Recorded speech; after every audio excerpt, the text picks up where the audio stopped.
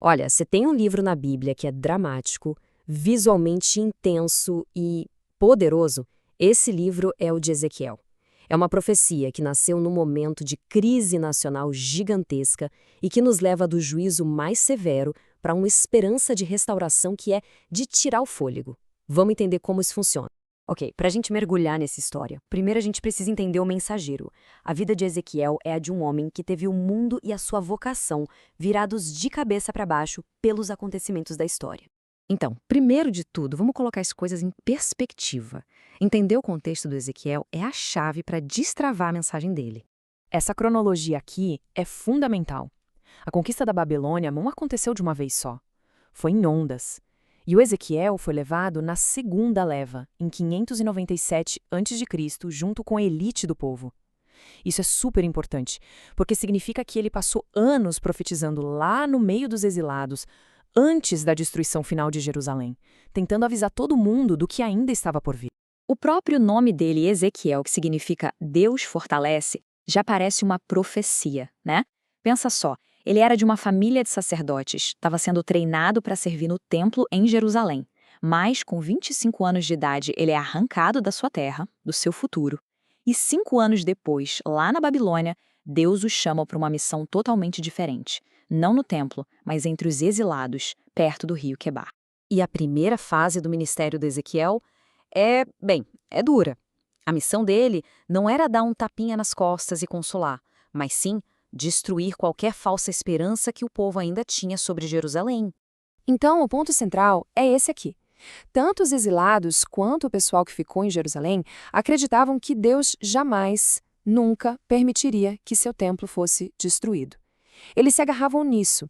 A missão de Ezequiel era ser a voz da realidade, dizendo, gente, o juízo não é uma possibilidade, é uma certeza por causa da teimosia e da rebeldia de vocês. E para passar essa mensagem, Deus mandou Ezequiel fazer umas coisas, digamos, bem estranhas. Ele não só falou, ele ensinou a profecia. Imagina ver um cara no seu bairro construindo uma maquete do cerco de uma cidade num tijolo, ou deitado de lado por mais de um ano, ou comendo pão contado em porções mínimas. Eram ações chocantes, um tipo de teatro de rua divino, feito para que ninguém pudesse esquecer a mensagem. E aqui a gente entende o porquê de tudo isso. Numa visão, Ezequiel é como que teletransportado em espírito para Jerusalém e vê o que realmente está rolando dentro do templo. Idolatria, adoração a imagens, corrupção total no lugar mais santo da nação. E logo depois ele tem outra visão, a glória do Senhor, que é a presença visível de Deus simplesmente se levantando e indo embora do templo e da cidade. A causa e o efeito não podiam ser mais claros. Essa frase é tipo o refrão do livro, aparece mais de 60 vezes, e ela revela o propósito de tudo isso. Não era só para punir.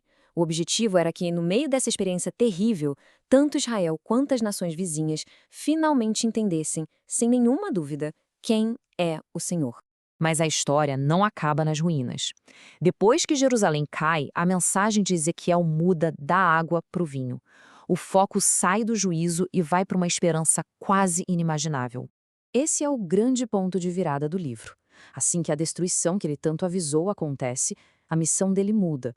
O juízo foi executado. Agora, o papel dele é se tornar um profeta de consolo e de promessa de futuro para um povo que tinha perdido absolutamente tudo. E para ilustrar essa nova esperança, Deus dá a Ezequiel a sua visão mais famosa. Ele coloca-o num vale lotado de ossos humanos, secos, espalhados, representando a nação de Israel, que estava morta tanto nacionalmente quanto espiritualmente. E aí Deus faz a pergunta que parece impossível. Será que esses ossos podem voltar a viver? A resposta vem numa imagem inesquecível. Ezequiel obedece, profetiza e os ossos começam a se juntar num barulho ensurdecedor. Músculos e carne cobrem os esqueletos e, por fim, o sopro de vida, o espírito, entra neles e o que era um cemitério se transforma num exército de pé. Importante, isso não é uma profecia sobre ressurreição individual, mas um símbolo poderosíssimo da promessa de Deus de reviver a nação de Israel do zero. E o mais crucial, essa restauração seria muito mais profunda do que só voltar para a terra deles. Deus promete uma verdadeira cirurgia espiritual. Ele diz que vai tirar o coração de pedra, teimoso, rebelde, e dar um coração de carne, sensível à sua vontade. A promessa era de uma transformação de dentro para fora, que resolveria o problema do pecado lá na raiz. Para fechar, qual é o legado de Ezequiel? Porque esse livro, escrito há tanto tempo, ainda fala com a gente hoje. O livro de Ezequiel tem várias características teológicas que são únicas. Vamos focar em 3 das mais marcantes que definem a sua mensagem. O livro todo é emoldurado por 2 grandes visões do templo. Uma do templo contaminado e outra de um templo restaurado. Mas talvez a ideia mais revolucionária que Ezequiel traz é da responsabilidade individual. Numa cultura que sempre botava a culpa nas gerações passadas, Ezequiel chega com uma ideia radical. Cada pessoa é responsável diante de Deus pelos seus próprios atos. Isso mudou o jogo completamente.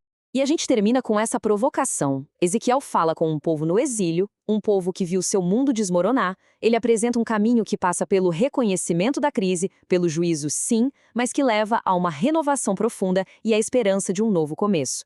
De que forma essa mensagem antiga sobre colapso e restauração, sobre responsabilidade e esperança, ainda ecoa nos nossos desafios de hoje? Fica aí a reflexão.